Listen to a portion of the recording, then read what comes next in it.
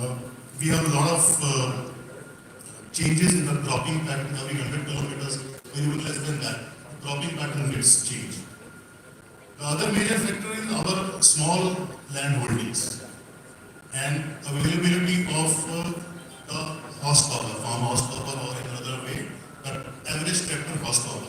Because of which people or multinational which are they have a smaller setup over here, they can bring much faster the mechanized solution or the bigger end of the machineries. But the farmers' affordability, low land holdings, and other factors like prime mover, availability of the prime mover is a big hindrance to that. The average, if you talk about average earning of our farmer, it is not more than $1,200 a year, which is very, very low for him to buy such kind of equipment.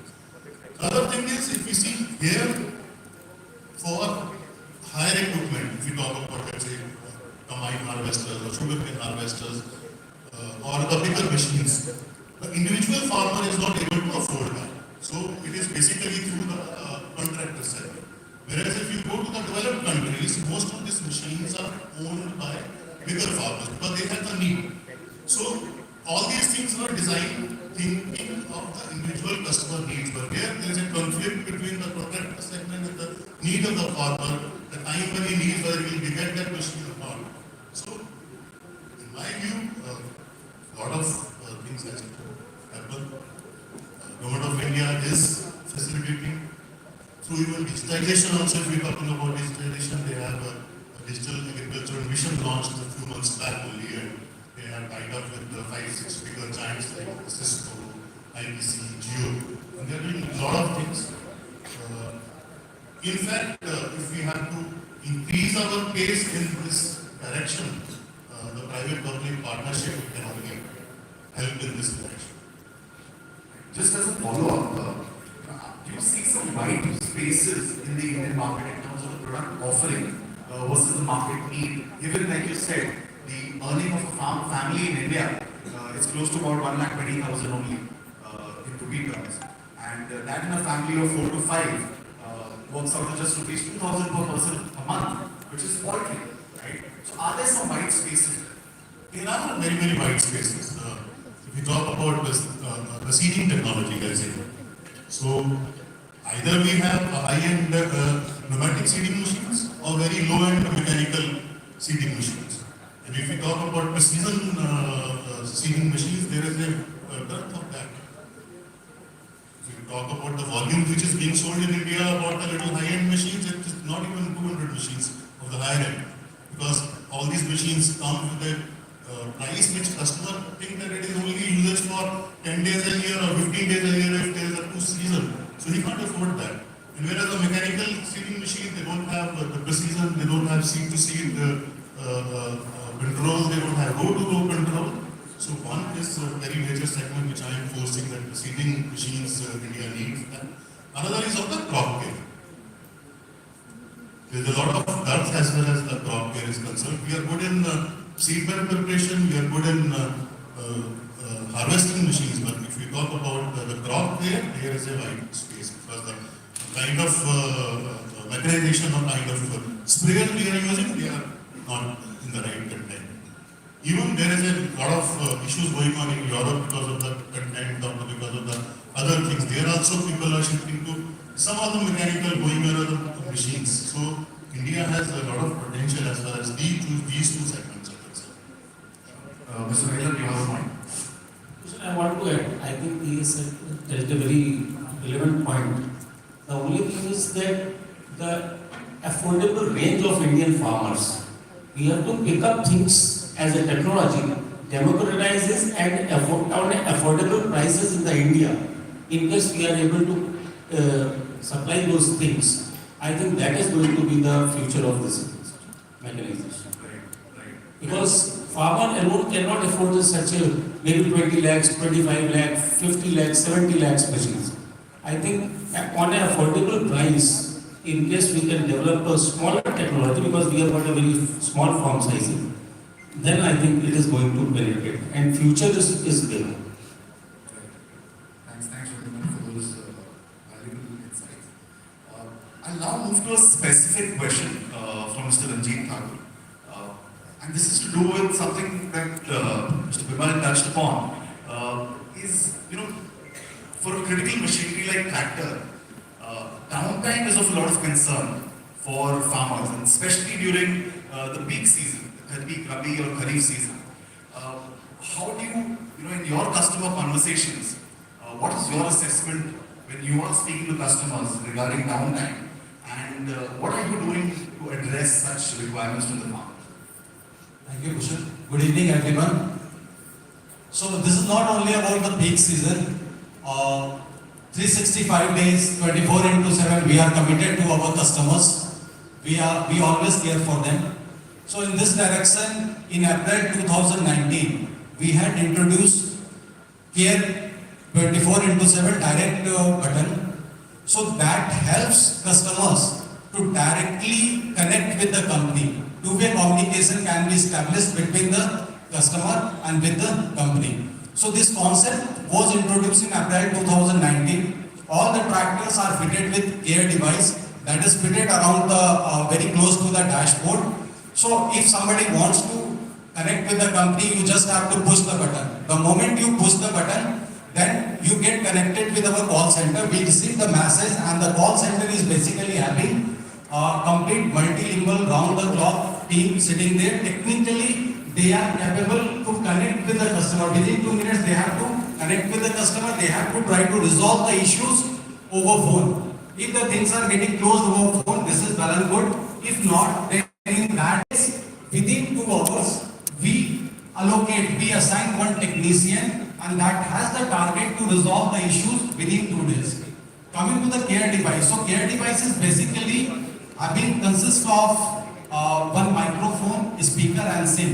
So whenever we receive the message, we get connected with the customer on the registered mobile number. Okay. And now here is one scenario. If customer has bought the tractor, but tractor is driven by the driver, so customer is somewhere else. So what will happen? Immediately in 2 minutes, call will be given to the customer on the registered mobile number, but he is not there. So we will coordinate. We will see whether they can come closer to the driver or not. If not, then in that case, we will directly make call to the tractor fitted with the Care device. Since, as I have already expressed, so it consists of microphone and speaker, so we can establish two-way communication with the customer. So either it is peak season or normal time. So you can directly in touch directly with the company. So we try to resolve the issues on the utmost priority. And I would like to say, across 300,000 tractors, approximately 3 lakhs tractors of Scots under Power Track and Farm Track brand, which are already running in the market fitted with this Care device. So I would like to say this was one of the biggest steps towards customer centricity. And we are not stopping here. Recently, we are also experimenting one of the brand promise, that is called zero downtime. So that is in the piloting stage. So we are making the commitment to the farmers. If your tractor is off-road, so we will try to fix same day. If you are not able to do it, then we will offer you the standby tractor. So your job cannot be on hold. So this is what we are trying to do from the customer centricity and enhancing the uptime point of view. Thanks, Rajit, for sharing that with us. I've asked questions to 5 gentlemen. Gaurav is still remaining. Gaurav is in a unique situation, at an advantage or a disadvantage, the way you look at it. His customers are right here, unlike the others. All his customers, but partially. The other set of customers are, of course, still the farmers for the aftermarket business. So Gaurav, I would want to understand from you, how are the needs of these two customer segments, the farmer as well as the OEM, how are they different? So thank you, Kushan, and first of all, I feel really honored to be part of this esteemed panel. You talked about the fact that the competition might heat up in the coming days. Well, I'm not complaining. You can take care of your requirements. And coming to the question which you have asked, so I think, and I think my esteemed analysts will agree, be the OEMs or be the farmers, everyone is looking for a quality product. From the OEM side, I think if there is a product or a tire which they fit, which has got higher perceived quality, that adds to the overall value of the product, right? And I have come across instances, and I think my panelists will agree, wherein how at a retail level, the price which a dealer charges for a tractor to the customer increases if the perceived value of the products which are fitted on the tractor is higher in the eyes of the customer. So I think it's basically the same for the customer and the OEMs. The customer, and as you rightly pointed out, that they are looking at low downtime. They don't want any kind of downtime, especially during the peak time of Kharif and Rabi sowing and seasons. Also, this is typically a high cost input. If I talk about all the agri inputs which a farmer takes, this is a high cost input. And typically a farmer changes his tires in 4 to 5 years. So he doesn't want to take a wrong decision or go for a product which he feels doesn't have the right quality. And that might end up leading into a downtime during the farming season and also giving him lower life. So just maybe the cost of repeating, I think the requirement is the same from the OEM partners as well as the farmers. That product which has got good quality is what they are looking at. Sure. Thanks, Gaurav, for sharing that. I'll now move to Mr. Vimal again. And what I want to understand from you is that, we spoke about internet penetration increasing, reaching rural India. Mr. Elan also spoke about not just data, but the ease of drive, road connectivity increasing. How is it that this change, and more so on the data side with internet penetration, how has it helped you in understanding customer needs? And the second part is in targeting your solutions to them, right? So in understanding what they want and then reaching out to them with the right solution. I think understanding customer needs is quite tricky, but we have got a lot of advantage from the YouTubers that are sitting here, because we cannot really see every application that customer does, but the YouTubers bring that at a very micro level. So I would appreciate the contribution of all of you guys here. Vernacular things, interviews, they give you a partial info.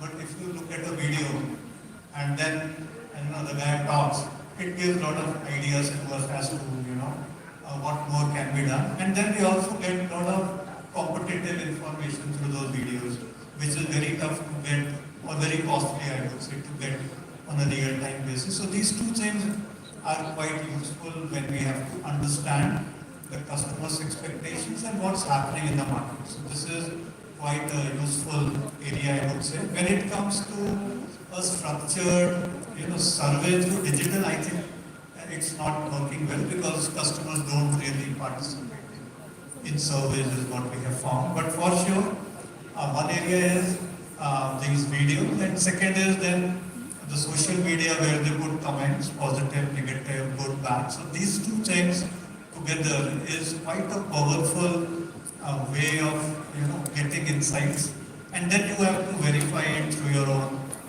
on the ground study. But yes, digital has really, as you said, short-circuited the delay between the customer's usage practices.